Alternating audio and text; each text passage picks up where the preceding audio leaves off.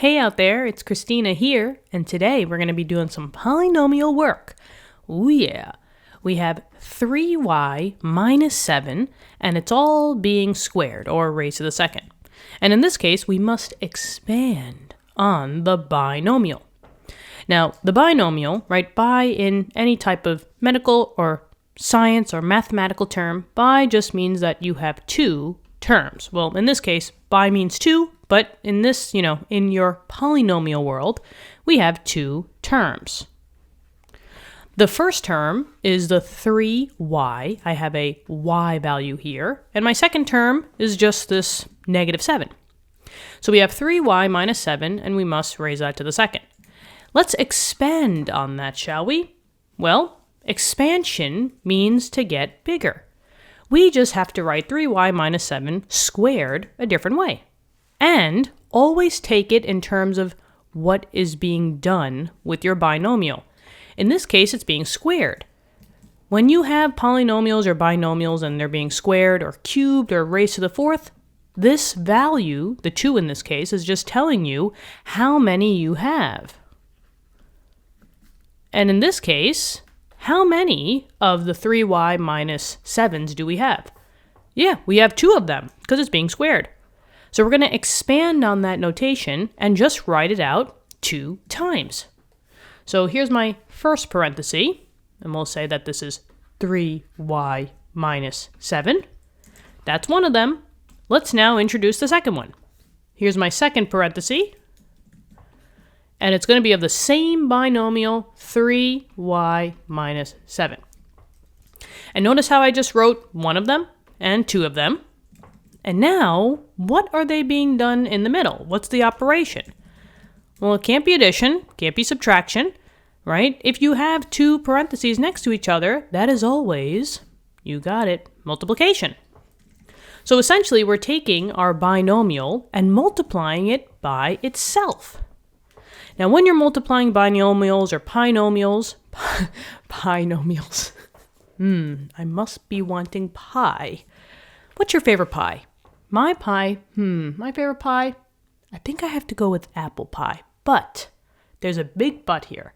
It's not the traditional apple pie that you have where it's like gooey and right? It's like slimy and with the apple slices. It's got to be like an apple cake where it's much more crumbly and then there's like slices of apple inside. Is that considered an apple cake? Or is that considered an apple pie? Anyway, I digress. Let's go back to this. Right? This is way more fun. So, when you're dealing with binomials or polynomials, and you have multiple parentheses next to each other, it's multiplication, and we must multiply these binomials together. Now, there's many different ways to do this. You got the FOIL method, you got the box method, right? You got the table method. I don't think that's necessary. All we have to worry about is just being fair. Just be fair, right? Let's just be fair. And by doing that, we're going to put most of the heavy lifting on the first binomial and do our multiplication from there. Once we end with our last term, you're done. All you got to do is just simplify, and that's the end. So let's go for it. Work with one term at a time. So we know that we're going to take this 3y and multiply. But we can't multiply within the same parenthesis because it literally says subtraction. We must go across the pond, across the parenthesis. So I'm going to take my 3y and I have to multiply it by the other 3y. But once that's being done, the negative 7 is like, I want to be multiplied too. So that's why you just got to be fair. You got to multiply your first term, the 3y, by the 3y and the 7. So you got to be fair. You got to take this first term and multiply it by all the values in that second parenthesis. Let's do the multiplication, and then we'll work on our second term. So always work with your numbers first. 3 times 3, we'll do 3y times 3y. So 3 times 3 is 9. So we're starting off strong with a 9.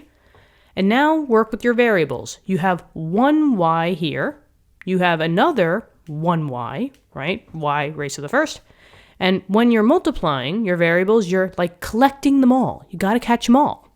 So if I have one y here and I got another y here, how many total y's do I have? Yeah, I have 2, right? That is noted as the exponent. So in this case, it's y squared. You got 2 now. Now let's multiply the 3y with the -7. Please take note of the signs, because the signs is going to be a big thing here. So we're going to take 3 times the -7. 3 times -7 is -21. And this one has a y value. This -7 has no y value, so we're just going to bring the y along. And notice how I put it in 2 different colors here, because when you're simplifying, y squareds only want to be simplified with y squareds, and just y's want to be simplified with just y's. Okay, now once you're finished with the first term, work on the next one. So we're going to take this -7, right? There is a minus sign here, so it's got to be negative. And we're going to do the same thing. Let's multiply by the first term. This -7 says, well, I want to be multiplied too. So the -7 must be multiplied by the 3y and by the -7. So let's go for it. Ooh, this little thing is killing me. Okay, there we go. So -7 times 3 is another -21. This has no y value. That has just a y value, so it would be -21 or -21. Now we have -7 times -7, which is a positive 49. Pay attention that the signs are really important here, guys, okay? So always look out for those signs. Now all we got to do is just clean it up, right? We have 2 y values that just need to be simplified. So we got 9y squared. -21 minus 21. We got 2 negative values, so we're just adding them together. This is going to be minus 42y. And then we just got the 49. And since you have all 3 different colors, I can't simplify that anymore. So box the answer off. And that is the end. Oh yeah, what do you think? Hopefully this helped. Let me know in the comments. Thank you so much for viewing the video. Subscribe to the channel if you haven't already. Like the video. Tell your friends, tell your classmates. We love to help as many students as we can. And I hope we're doing a good job. Let us know, all right? My brother and I, we really do appreciate all you guys. Keep working hard. Hard work never goes unnoticed. So just always keep working hard. And I'm always rooting for you on those tests and quizzes, okay? So have a good day, and I'll talk to you soon. Bye-bye.